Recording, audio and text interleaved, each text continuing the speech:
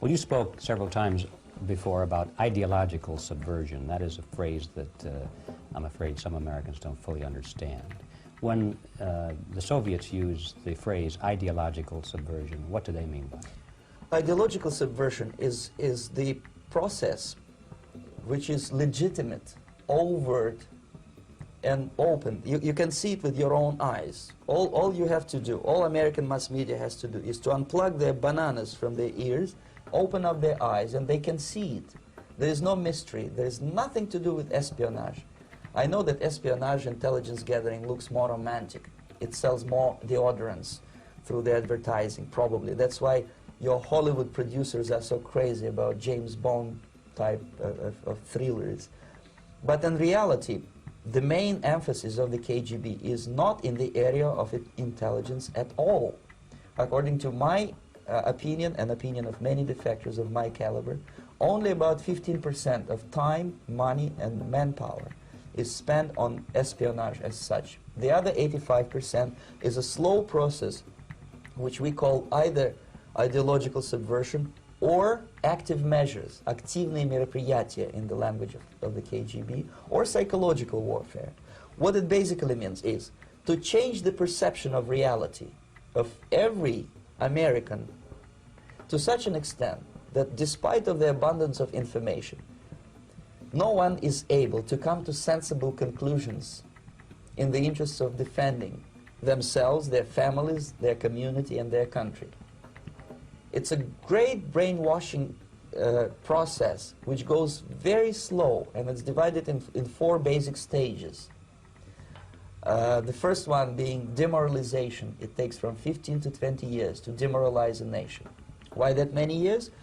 Because this is the minimum number of years which requires to educate one generation of students in the country of your enemy, exposed to the ideology of the enemy. In other words, Marxism-Leninism ideology is being pumped into the soft heads of at least 3 generations of American students without being challenged or counterbalanced by the basic values of Americanism, American patriotism. The result you can see. Most of the people who graduated in the 60s, dropouts or half-baked intellectuals, are now occupying the positions of power in the government, civil service, business, mass media, educational system. You are stuck with them. You cannot get rid of them. They are contaminated. They are programmed to think and react to certain stimuli in a certain pattern. You cannot change their mind, even if you expose them to authentic information, even if you prove that white is white and black is black, you still cannot change the basic perception and the logic of behavior. In other words, these people, the process of demoralization is complete and irreversible. To get rid society of these people, you need another 20 or 15 years to educate a new generation of patriotically minded and common sense people who would be acting in favor and in the interests of the United States society. And yet these people who've been programmed and, as you say, in place, and Yes. who are favorable to an opening with the Soviet concept, these are the very people who would be marked for extermination in this country? Most of them, yes.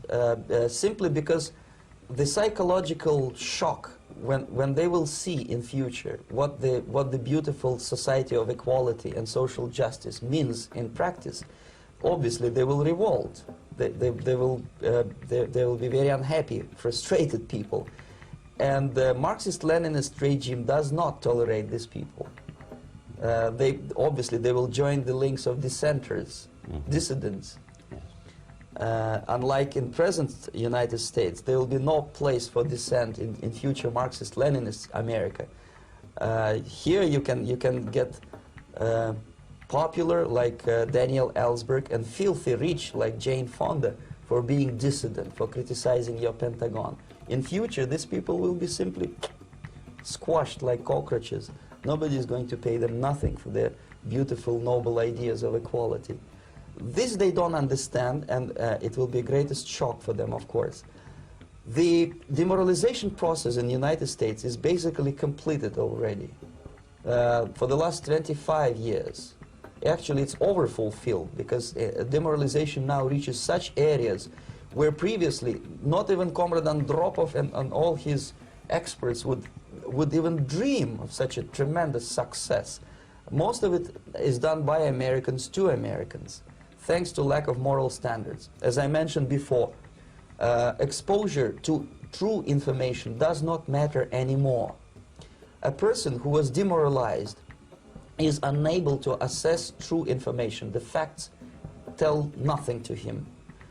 Even if I shower him with information, with authentic proof, with documents, with pictures, even if I take him by force to the Soviet Union and show him concentration camp, he will refuse to believe it until he is going to receive a kick in his fat bottom. When a military boot crashes his balls, then he will understand, but not before that. That's the tragic of the situation of demoralization.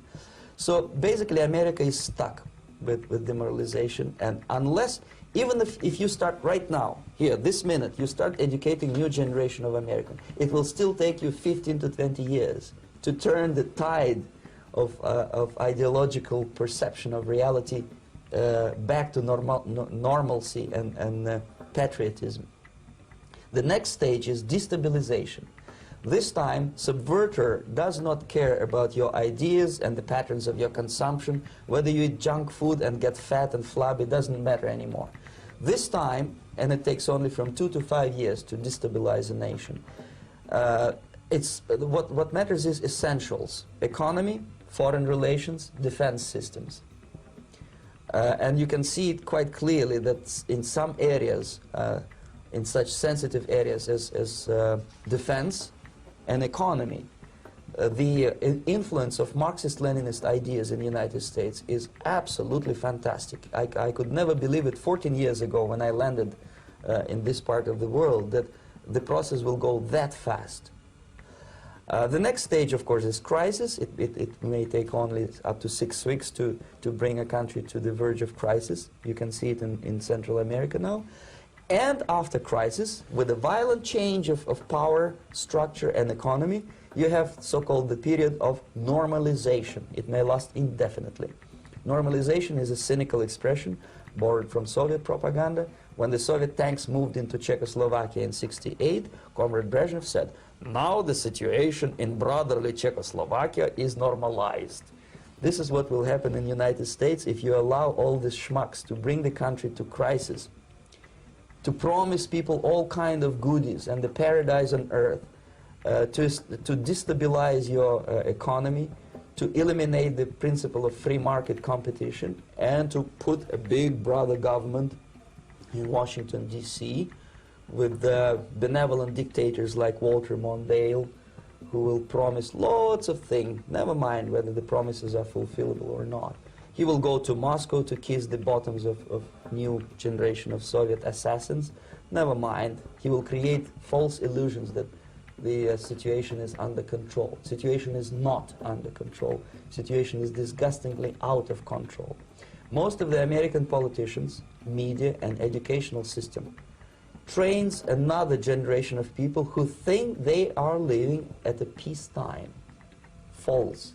United States is in the state of war, undeclared total war against the basic principles and the foundations of this system. And the initiator of this war is not Comrade Andropov, of course. It's the system.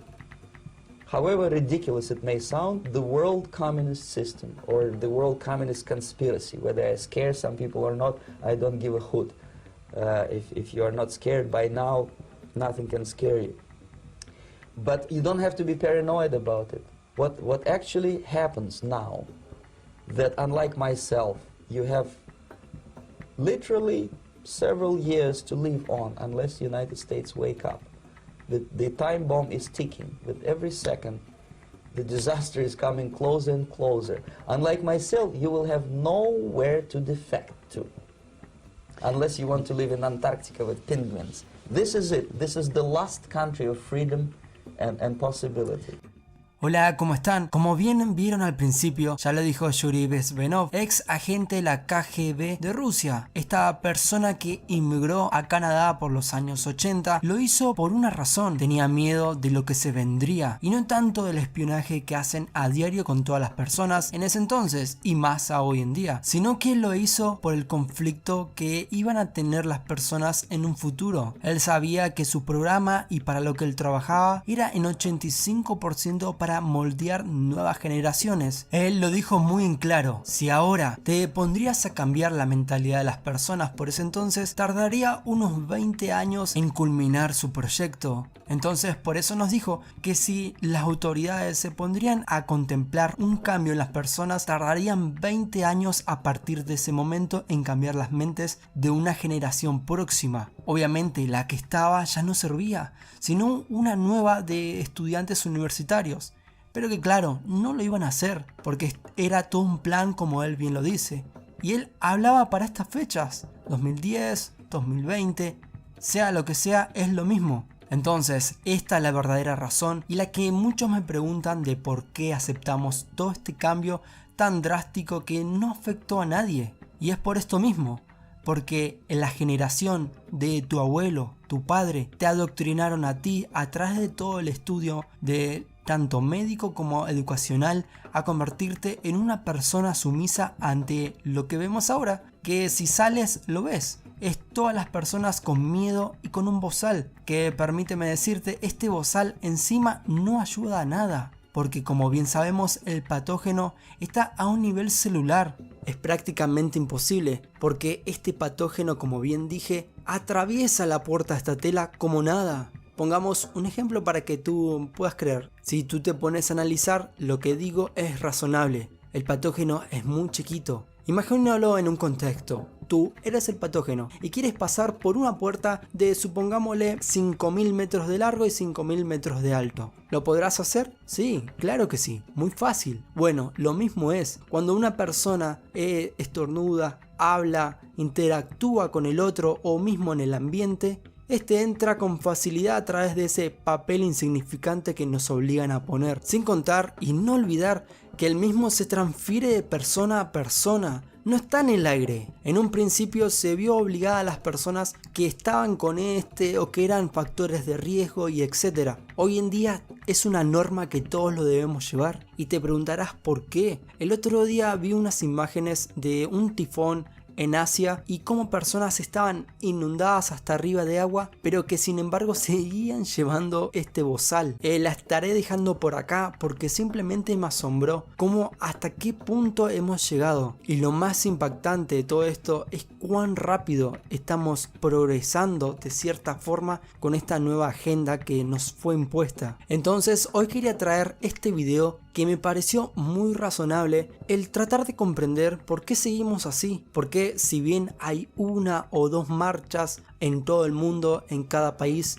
no sirven. Son estupideces que los medios y estas personas autorizan y aceptan que se logren. Yo en mi cuenta de Instagram las publico y trato de concientizar, pero que yo lo sé muy bien que es en vano. Porque todo está escrito y como siempre digo, ellos tienen un plan A y un plan Z, pero no me malinterpreten, esto debe seguir. Las personas deben cambiar, no ahora, porque ahora ya es tarde. Ya la civilización, la nueva era de estas personas de 10 años ya están confundidas y están yendo por un mal camino.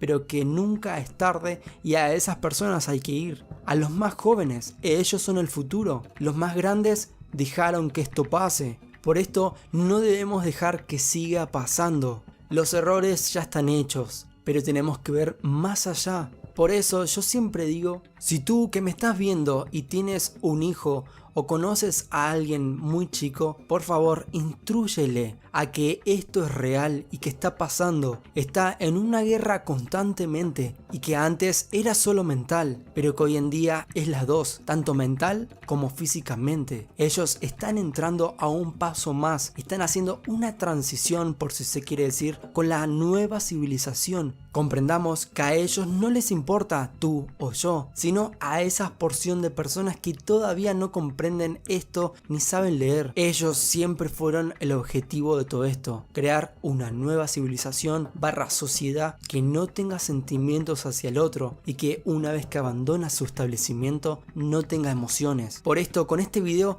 quería saciar de cierta forma esos mensajes que me llegan a diario, que me preguntan cómo puedo parar o cómo puedo cambiar todo esto. Y lamentablemente, a mi pensar, ya es tarde. Tú no puedes, yo no puedo, pero sí podemos ayudar a los más chicos, que esos son la generación de oro y esos son los que hay que proteger porque son los únicos que puede cambiar. En fin, si te gustó la información que publiqué el día de hoy, por favor suscríbete y sígueme en Libri, es gratis y ahí estoy publicando cosas que acá no puedo. Nos vemos en otro video, hasta pronto.